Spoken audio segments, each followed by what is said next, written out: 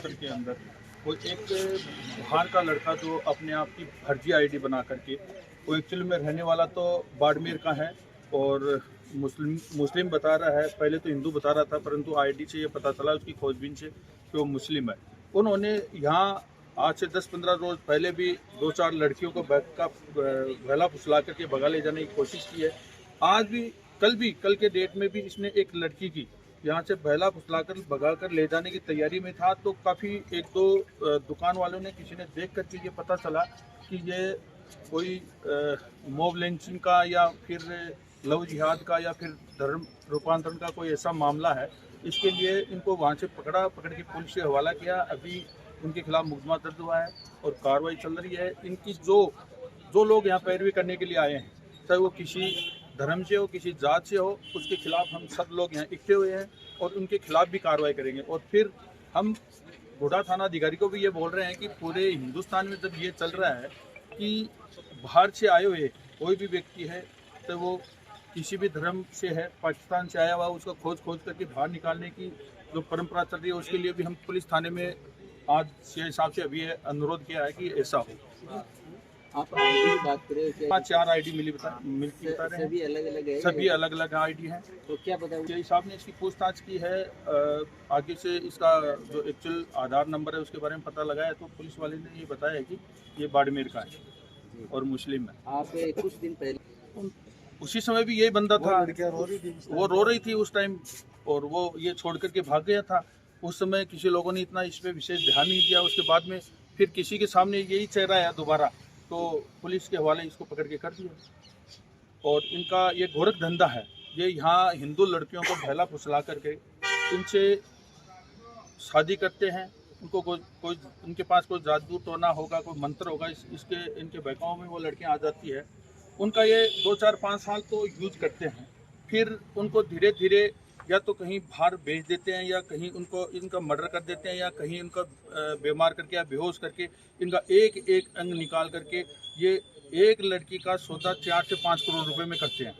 और 4 से 5 करोड़ रुपए में एक लड़की का सौदा करते हैं। उनको देखो कितना फंडिंग मिलता है। इस फंडिंग के आधार पे इनका एक गिरोह बना हुआ है। इन गिरोह के पास अच्छी क्वालिटी की गाड़ियाँ हैं। कोई किसी के पास फॉर्चुनर है, किसी के यूपी नंबर की है, किसी के DL नंबर की है, किसी की कहीं के, वो सब एरिया में अपनी रेकी करके और इस तरीका का ये एक जाल फैला रखा है। तो मेरा सभी हिंदू भाइयों से ये निवेदन है कि सब मिलकर के इन जैसे लोगों का ध्यान रख करके, यदि बाहर गाँव में कहीं ये बाहर से आए हुए हैं, कहीं व्यापार कर रहे हैं, या कुछ किसी के खेत में बुआई कर रहे हैं, या किसी तरीके के घूम फिर करके ये हर आज अपने घर में देखते हैं बाहर गांव में कोई कंबल बेच रहा है, कोई कपड़ा बेच रहा है, कोई बर्तन बेच रहा है, कोई कुछ बेच रहा है। ये उससे उनकी रोजी रोटी नहीं चल रही है। ये वहाँ पूरी एक्सरसाइज कर रहे हैं कि किन के पास क्या है, किन के पास कितना है। ये पूरी रिपोर्ट ये अंतर्राष्ट्रीय स्तर पर जैसे पाकिस्तान को दी जा रही है, ऐसी दी जा रही है। लोग इन लोगों पे विश्वास नहीं करते हैं। हम लोग एकजुट होंगे तो इनका सामना करेंगे। और पुलिस वाले से हम भी ये कर रहे हैं कि यदि आपके काबू में नहीं आए तो आप हमारा सहयोग लीजिए, और आपके बस में नहीं रहो तो आप हमारा सहयोग कीजिए। हम इनका चुन करके इलाज कर देंगे। आप तो धर्म पूछ करके यहाँ हो रहा है। यहाँ किसी एक देखो, कोई इन लड़कियों का लड़की नहीं है, कोई भी मुस्लिम लड़की नहीं है, सब हिंदू लड़कियां हैं, सब हिंदू लड़कियों का।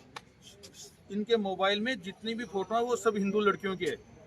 ये धर्म नहीं है क्या? अच्छा, अन्य और भी लड़कियों की? हाँ, अन्य और भी लड़कियों के, वो लड़कियों के इसके मोबाइल में अभी तो पुलिस वाले की कस्टडी में है। वो तो पूरी बात हमको बता भी नहीं रहे हैं, दिखा भी नहीं रहे हैं। तो आप पुलिस को क्या कार्रवाई चाहते हैं? मैं तो पुलिस को मरीज समझता हूँ। मरीज इसलिए समझता हूँ कि आपने सबने देखा होगा कि थोड़ा दिन पहले यहाँ पत्थरबाजी हुई थी, और वो मात्र 20 मिनट में एक लड़की का ही मैटर था। और यूपी के लड़की का यहाँ सब मोमडन्स इकट्ठे होकर के पूरे थाने पे आक्रमण किया था, पत्थर फेंके थे, पुलिस वाले भी घायल हुए थे। उसमें किसी का कोई बाढ़ बाका नहीं हुआ। और आज भी यदि हम लोग यहाँ नहीं आते तो ये लड़का 151 में गिरफ्तार होकर लोगों ने जमानत करवा दी, लोकल लोगों ने इसकी जमानत हो गई थी। ये जमानत होकर के छोड़ दिया जाता था, इनके कोई फर्क नहीं पड़ता था।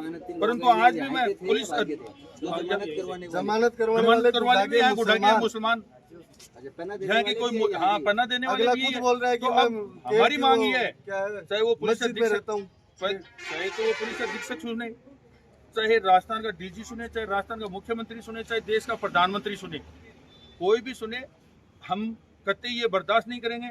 यदि ऐसा माहौल ही चलता रहा और है तो इस पुलिस के काबू में हम भी नहीं रहेंगे। हम ऐसा उपद्रव और ऐसा ये काम करेंगे, इनको खदेड़ खदेड़ करके बाहर भेजेंगे।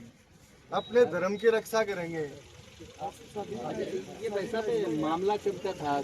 मामला ये काफी 15 से 20 दिन से चल रहा है। ये कभी किसी लड़की को लेके आता है, कभी किसी लड़की को लेके आता है।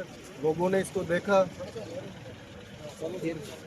फिर इसको कल की डेट में जो तिरुपति के बाहर दुकानदार है उन्होंने इसको पकड़ा, क्योंकि इसको रोज अलग अलग लड़कियों के साथ देख रहे थे, अलग अलग लड़कियों के साथ। तो इसको पकड़ के बिठाया, पूछा, ये अपना पहले तो एड्रेस बता रहा है सुजानगढ़, फिर बता रहा है जैसलमेर, फिर बता रहा है बाड़मेर, अलग अलग जगह बता रहा है। अच्छा, और हमारी मस्जिदों की भी जांच करवाई जाएगी। हाँ जी, आप कौन सी गाँव से? मैं केड से ही। केड में नहीं, पाकिस्तान केड में 3 मस्जिद है।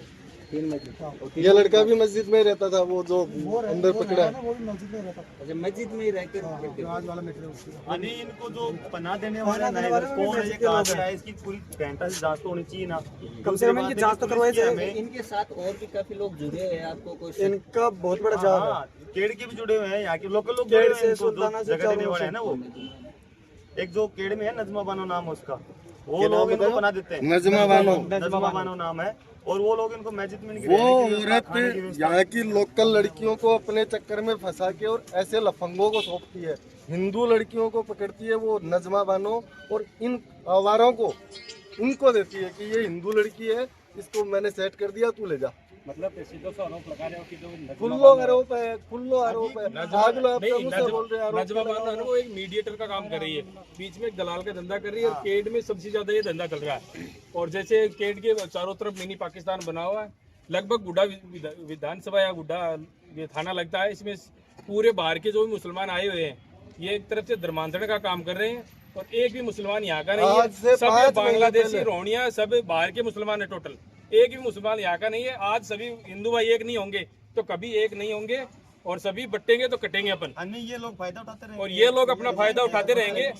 आज भी देखो ये मौलवी है कहाँ का, जमानती यहाँ गुड्डा से अपने आर बार के क्षेत्र से आ गए। उस वकील को भी शर्म नहीं है जो एक हिंदू होके और एक किसकी जमानत ले रहा है, एक चंद रुपयों के लिए इतना काम कर रहा है। वो अपने धर्म के लिए भी नहीं, कुछ शर्मसार भी नहीं, कुछ अंतर की आत्मा भी नहीं जागी उस आदमी की। साफ सुथरी अब मैं तो बात यही है। कहना चाहता हूँ आज के कुछ दिन पुलिस प्रशासन से, पुलिस से हमें ये उम्मीद है कि ये कहाँ से आया है, कहाँ का रहने वाला है, और इसको पनाह देने वाले कौन है, इस गिरोह में कितने लोग शामिल है, उन सबको सजा मिलनी चाहिए। प्लस में जो आज पीड़ित बंदा है, जो लेडीज है, लड़की है, जो भी है, उसको भी न्याय मिलना चाहिए। साफ सुथरी बात है, सबको सजा मिलनी चाहिए। इसके ये अकेला नहीं है, इसके पीछे यहाँ लोकल के बहुत ज़्यादा सपोर्टर है।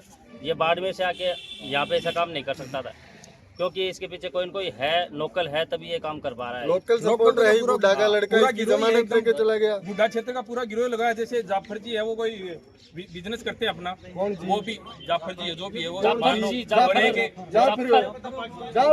जाफर जो भी है वो, एक वकील साहब आए थे, वो शेखावत से पूनम नाम है उनका, पूनम नाम है उनका। वो चंद रुपयों के लिए अपने धर्म की तरफ ही नहीं देखा उन्होंने।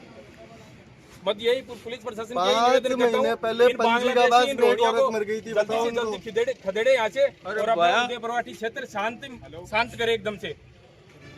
5 महीना पहले एक पंजीगाबाज में एक जगह है 12 आयडा ही मोमडन, जो खेती बाड़ी को करे, बाकी एक लुगाई मर गई। कोई को खेत कोई बाबा के लिए दे रहा कि अभी खेत कमाई नहीं, बिना कुटिया के अंदर ही और दफना दी। गाँव को विरोध हो जना बिन खोद की काटा वापस, बताओ पूरी बात। फिर निकाल के बिना फिर गेट में तो वापिस अप्लाई की। ठेका के है? वो बाहर का रह रहा है, यूपी साइड का रह रहा बड़े, बाकी लेडीज खत्म होगी बिन बड़े दफनाती पे, फिर वो वापिस सहयोग से निकला के वापिस इन कराई बात। अच्छा, मतलब बहुत बड़ा कांड चल रहा है यार साहब, हर खेत में देखा बड़े कब्जो कर रहे हैं ये जमीना पर कब्जो कर रहे हैं। दूसरी बात ये कि मैं सभी ये गुड्डा क्षेत्र के जो भी किसान भाई हैं जो खेत किराए पे दे रखे हैं, उनसे निवेदन करता हूँ, इन बांग्लादेशी, इन रोहिणी से अपना खेत वापस ले ले, और किसी हिंदू भाई को 2 रुपए ज्यादा दे दो, क्या दिक्कत है, वो भी अपना पेट भरेगा। पर इन मुल्लों से देने से अच्छा है ना किसी हिंदू भाई को दो आप, तो इससे अच्छा इनको आप खेत छुटवा लो तो अच्छी बात रहेगी। ये अपने एरिया में तो हम किसी को रहने नहीं देंगे। अब आज से मैं कह रहा हूँ, मीडिया के माध्यम से कह रहा हूँ, साफ सुथरी चेतावनी है, चेतावनी, या तो जो भी मेरे एरिया में सुधारने में टाइम नहीं लगेगा। खेत दे रखे। भारत माता की जय, भारत माता की जय, भारत माता की जय, माता की जय, भारत माता की जय, हिंदुस्तान जिंदाबाद, पाकिस्तान मुर्दाबाद, पाकिस्तान मुर्दाबाद, हिंदुस्तान जिंदाबाद, भारत माता की जय।